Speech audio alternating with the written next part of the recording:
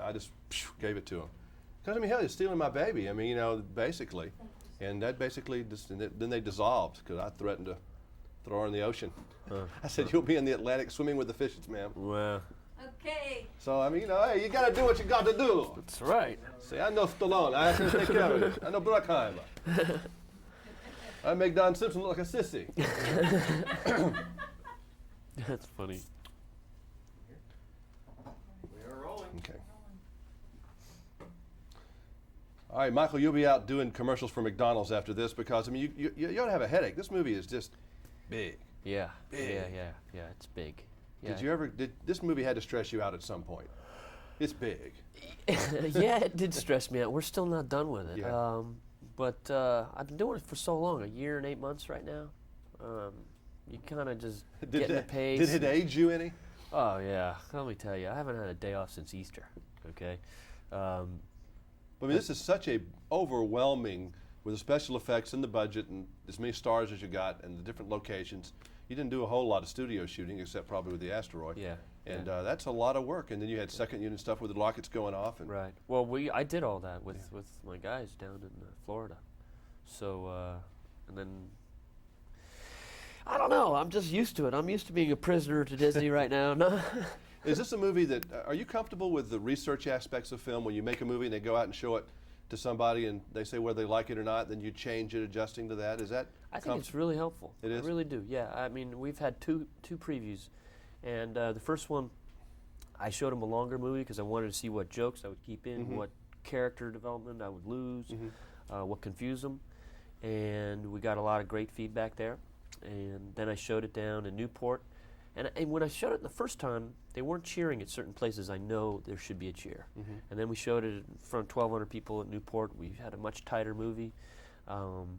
And they cheered at all those spots, and even more than I anticipated. So I knew it does help. It's not. Yeah, it really does. You know, you just look at their body language. You can see when they start squirming around that something's affecting them in the movie, that they're getting a little bored or antsy.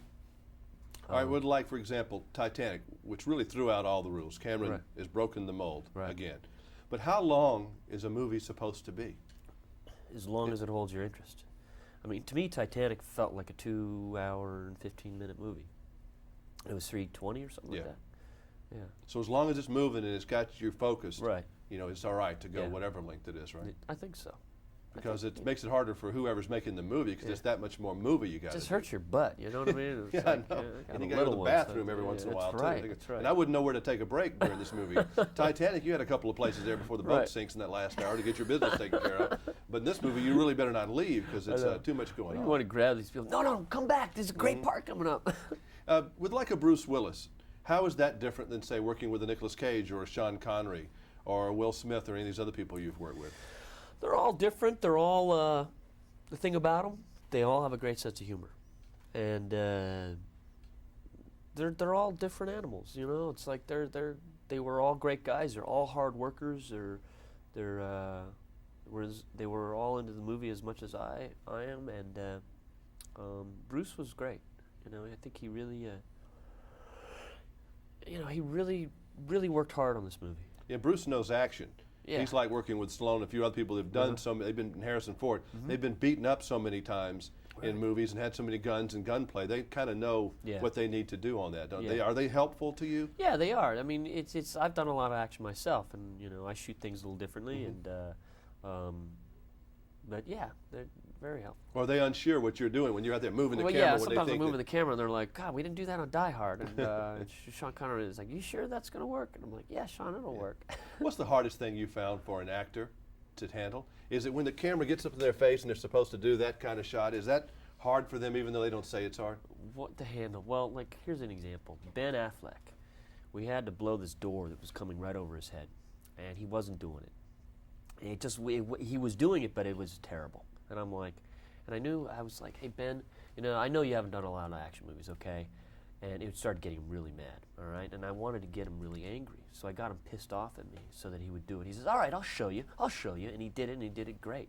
You know, he hadn't gotten to that level he of hadn't emotion got to the in point a film of before. like, you know, like there's a door, it's coming at me, it might kill me, and he's got to dive through this porthole in the nick of time.